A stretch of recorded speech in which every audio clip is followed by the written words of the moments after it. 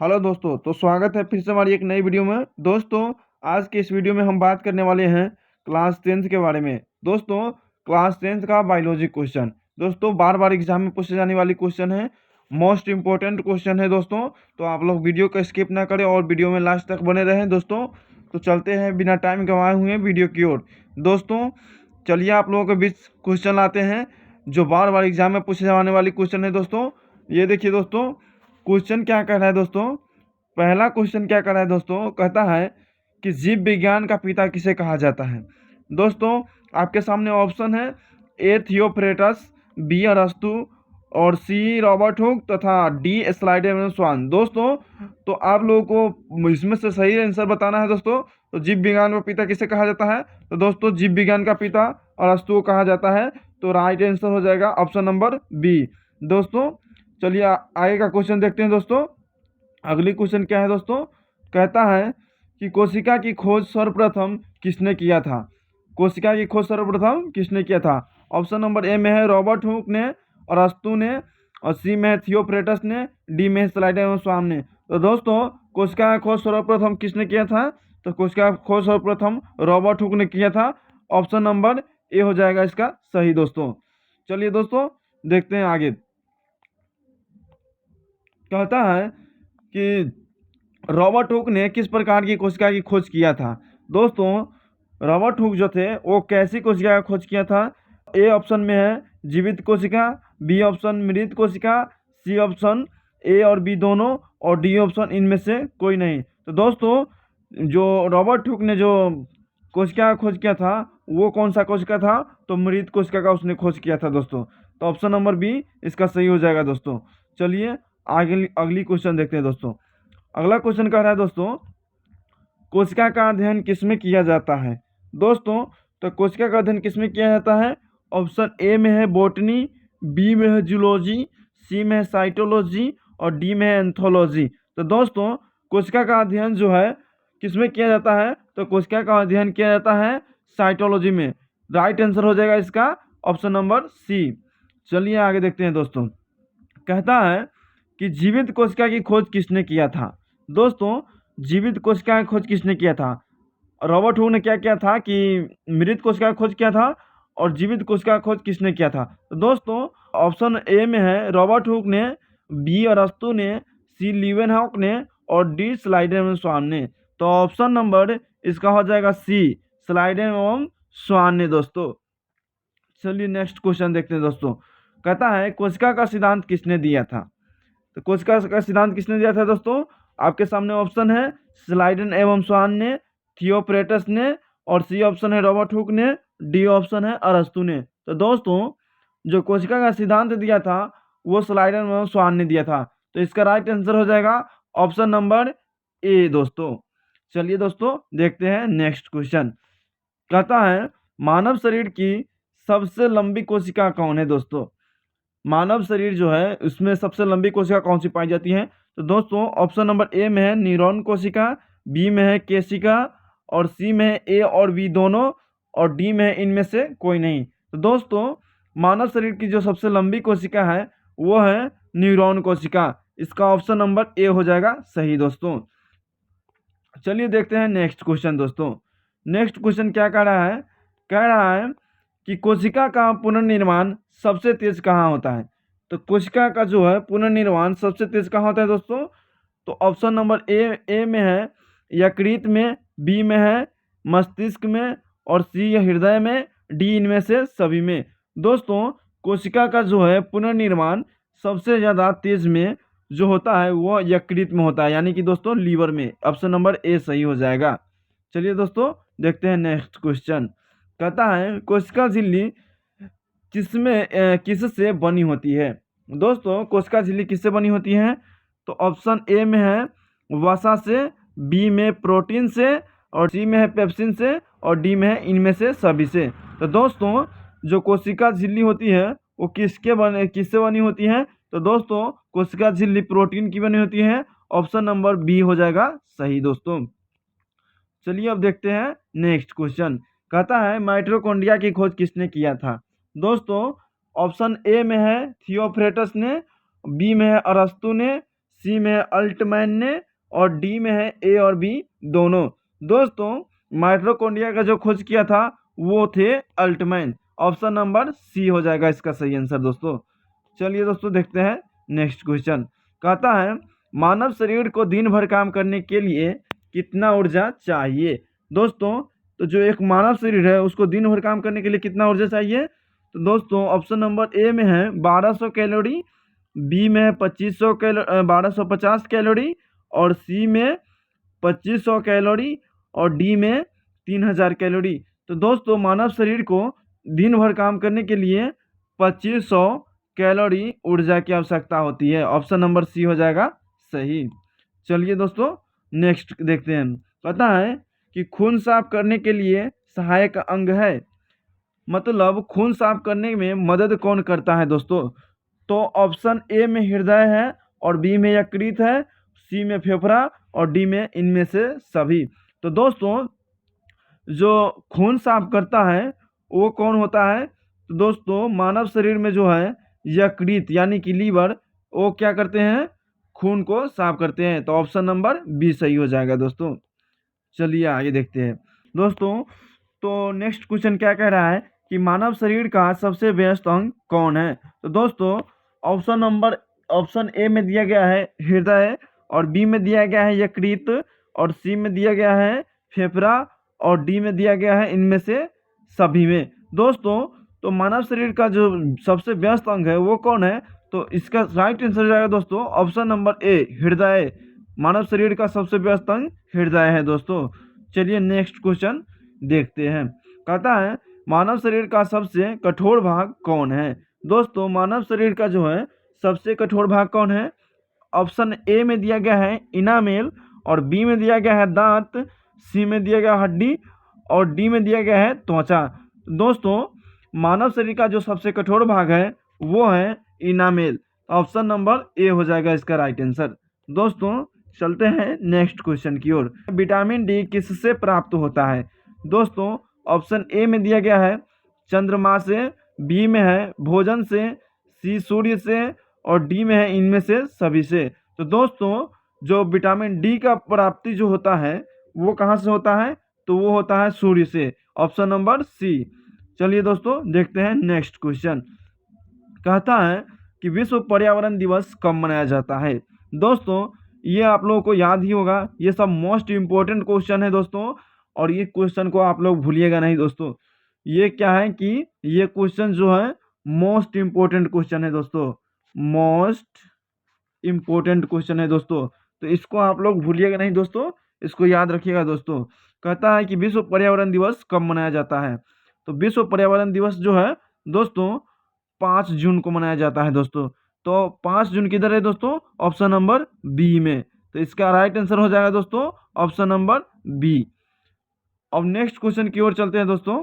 कहता है कि सबसे ज़्यादा ऑक्सीजन देने वाला पेड़ कौन है। दोस्तों सबसे ज़्यादा ऑक्सीजन यानी कि O2, दोस्तों सबसे ज़्यादा ऑक्सीजन देने वाली पेड़ कौन है, तो दोस्तों इसका ऑप्शन ए में दिया है पीपल का पेड़, बी में दिया गया है नीम का पेड़, सी में दिया गया है केला का पेड़ और डी में दिया गया है आम का पेड़। तो दोस्तों इसका राइट आंसर हो जाएगा ऑप्शन नंबर ए पीपल का पेड़ दोस्तों। चलिए दोस्तों देखते हैं नेक्स्ट क्वेश्चन। कहता है रक्त का पीएच मान कितना होता है। दोस्तों रक्त का पीएच मान कितना होता है, ऑप्शन ए में दिया गया है 7.4 और बी में दिया गया है 5.4 और सी में दिया गया है 6.7 और डी में दिया गया है 7.7। तो दोस्तों रक्त जो है उसका पीएच मान होता है 7.4। ऑप्शन नंबर ए हो जाएगा राइट आंसर। दोस्तों मिलते हैं अगले क्वेश्चन में। दोस्तों कहता है कि खून का रंग किसके कारण लाल होता है। दोस्तों ये क्या है, ये कि वेरी मोस्ट इम्पोर्टेंट क्वेश्चन है दोस्तों। वेरी क्या है कि दोस्तों ये क्वेश्चन क्या है, आप लोगों को ये क्वेश्चन को भूलना नहीं है दोस्तों। ये क्वेश्चन है वेरी मोस्ट इम्पोर्टेंट क्वेश्चन दोस्तों। तो इस क्वेश्चन को भूलिएगा नहीं दोस्तों, ये बार एग्जाम में पूछे जाने वाली क्वेश्चन है दोस्तों।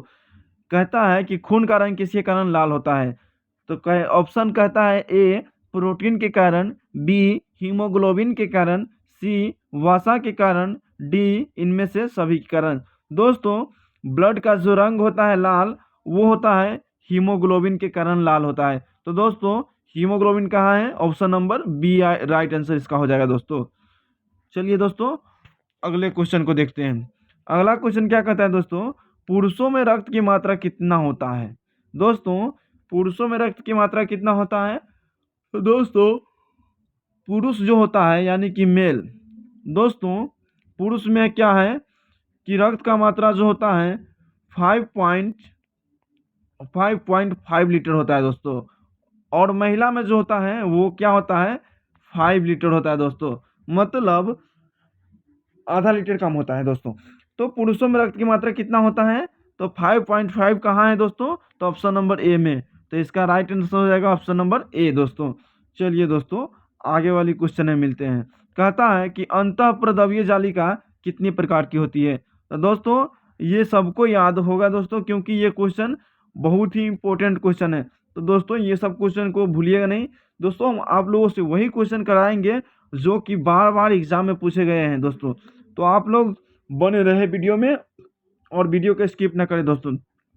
तो अंतःप्रद्रव्य जालिका जो है दोस्तों कितने प्रकार की होती है? तो अंतःप्रद्रव्य जालिका जो होती है दोस्तों वो होती है 2 प्रकार की। तो दोस्तों किस ऑप्शन में दिया गया है? तो ऑप्शन नंबर सी में 2 प्रकार की दिया गया है दोस्तों। 2 प्रकार का होता है अंतःप्रद्रव्य जालिका। चलिए दोस्तों देखते हैं अगला क्वेश्चन। अगला क्वेश्चन क्या कह रहा है दोस्तों? कह रहा है कि राइबोसोम कितने प्रकार के होते हैं दोस्तों? राइबोसोम जो है कितने प्रकार के होते हैं? तो दोस्तों राइबोसोम होते हैं वो भी क्या होते हैं? 2 प्रकार के होते हैं। तो ऑप्शन नंबर बी हो जाएगा इसका सही दोस्तों। चलिए दोस्तों नेक्स्ट क्वेश्चन देखते हैं। कहता है कोशिका विभाजन का काम कौन करता है? दोस्तों कोशिका विभाजन का काम कौन करता है? इसमें पहला ऑप्शन दिया गया है लाइसोसोम, बी में दिया गया है सेंट्रोसोम, और सी में दिया गया है राइबोसोम, और डी में दिया गया है इनमें से सभी। तो दोस्तों जो कोशिका विभाजन का काम करता है वो है दोस्तों क्या है? सेंट्रोसोम। ऑप्शन नंबर बी हो जाएगा इसका सही आंसर दोस्तों। चलिए दोस्तों आगे चलते हैं। तो दोस्तों कहता है कि सबसे ज़्यादा सेंट्रोसोम कहाँ पाया जाता है? तो सबसे ज़्यादा सेंट्रोसोम कहाँ पाया जाता है दोस्तों? ऑप्शन ए में है यकृत में, बी है हृदय में, और सी फेफड़ा में, डी मस्तिष्क में। तो दोस्तों सबसे ज़्यादा सेंट्रोसोम होता है वो कहाँ पाया जाता है? तो यकृत में पाया जाता है। ऑप्शन नंबर ए बिल्कुल सही आंसर हो जाएगा दोस्तों। उसके बाद कहता है कि सबसे कम सेंट्रोसोम कहाँ पाया जाता है? दोस्तों सबसे कम सेंट्रोसोम कहाँ पाया जाता है? तो दोस्तों ऑप्शन ए में है यकृत में, बी हृदय में, और सी फेफड़ा में, और डी मस्तिष्क में। तो दोस्तों सबसे कम जो सेंट्रोसोम दोस्तों वो कहाँ पाया जाता है? तो मस्तिष्क में पाया जाता है। ऑप्शन नंबर डी इसका राइट आंसर हो जाएगा दोस्तों। उसके बाद चलिए दोस्तों आगे। कहता है कंकाल कितने प्रकार के होते हैं? दोस्तों तो कंकाल कितने प्रकार के होते हैं? ऑप्शन ए में है 3 प्रकार, डी में है 2 प्रकार, और सी में है 5 प्रकार, और डी में 6 प्रकार। तो दोस्तों कंकाल जो है वो 2 प्रकार के होते हैं। तो दोस्तों ऑप्शन नंबर बी इसका राइट आंसर हो जाएगा दोस्तों।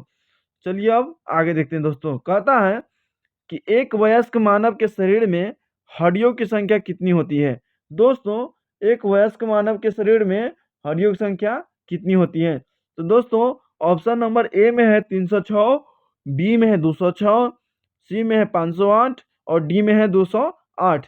तो दोस्तों एक वयस्क मानव जो होता है उसके शरीर में हड्डियों की संख्या कितनी होती है? तो 206 होती है। इसका राइट आंसर हो जाएगा ऑप्शन नंबर बी दोस्तों। चलिए दोस्तों नेक्स्ट क्वेश्चन में मिलते हैं।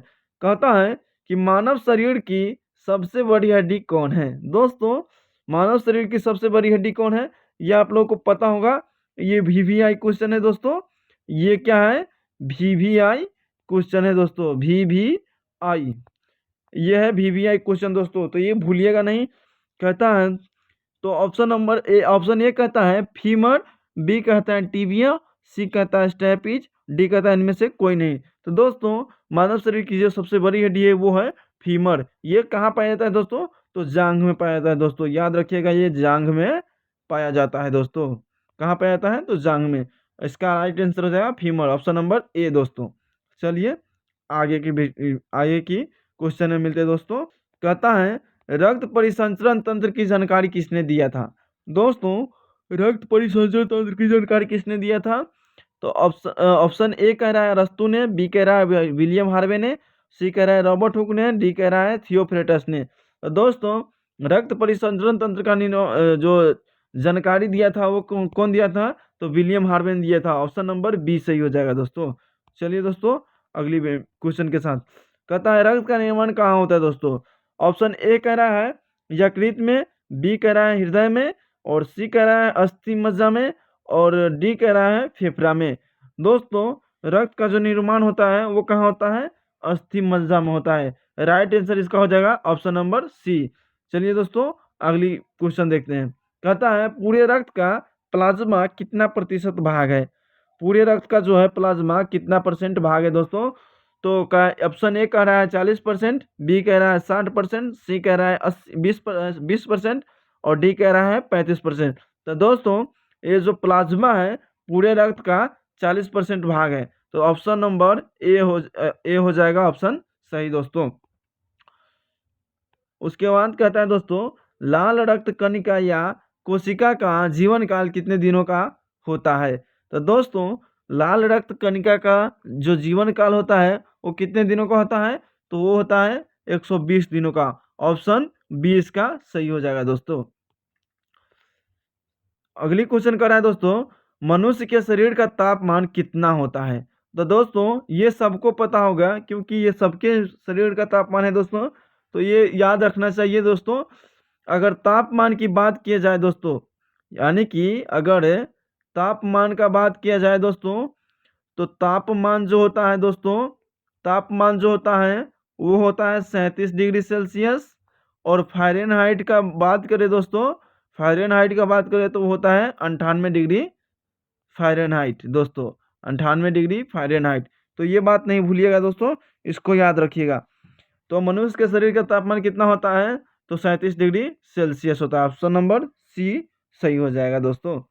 उसके बाद कहता है टेडपोल किसके द्वारा सांस लेते हैं। दोस्तों टेडपोल जो होता है मेढक के बच्चे को कहा जाता है टेडपोल दोस्तों। तो वो किसके द्वारा सांस लेते हैं, तो दोस्तों टेडपोल जो होता है वो क्या होता है कि वो गिल्स के द्वारा सांस लेता है दोस्तों। तो टेडपोल किसके द्वारा सांस लेता है, तो गिल्स के द्वारा। ऑप्शन हो जाएगा सी इसका सही आंसर दोस्तों। देखते हैं दोस्तों अगली क्वेश्चन।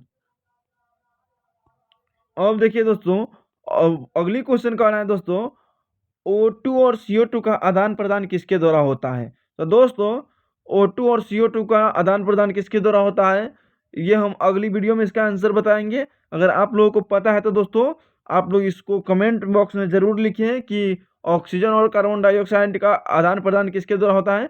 दोस्तों आप लोगों को पता है तो ज़रूर कमेंट करें, और नहीं पता है तो नेक्स्ट वीडियो में आप लोगों को ज़रूर बताएंगे दोस्तों। और दोस्तों और वीडियो अगर आप लोगों को वीडियो अच्छी लगी हो तो वीडियो को लाइक ज़रूर करें, और हमारे चैनल को सब्सक्राइब जरूर करें दोस्तों, क्योंकि आने वाली एग्ज़ाम में 1 महीने 1.5 महीने बाद आप लोगों की एग्ज़ाम होने वाली है दोस्तों। हर एक क्वेश्चन प्रोवाइड कराएंगे जो दोस्तों आप लोगों के एग्ज़ाम में आने वाले होंगे दोस्तों। ऐसा फालतू का कोई वीडियो नहीं बनाएंगे दोस्तों जिसमें आप लोगों को टाइम फिजूल में बर्बाद करना पड़े दोस्तों। तो आप लोगों से रिक्वेस्ट है कि हमारे चैनल को सब्सक्राइब कर ले दोस्तों, और बेल आइकन को दबा ले ताकि आने वाली हर एक नई वीडियो का नोटिफिकेशन आप तक ज़रूर पहुंचे और आप उस वीडियो को टाइम से वॉच करें दोस्तों।